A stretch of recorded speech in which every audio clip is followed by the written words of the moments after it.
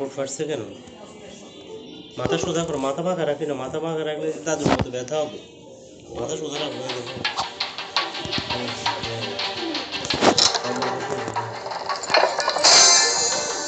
কালকে একটু fake review বানাবো।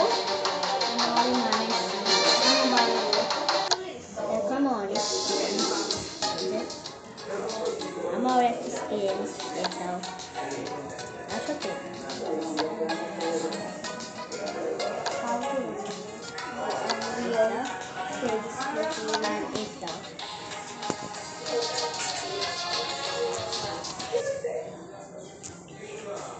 ওকে আমি আর রেকর্ড করব না,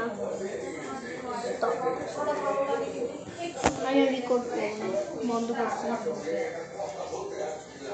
ওকে এখন এখন চলো খেলি। Yes sir.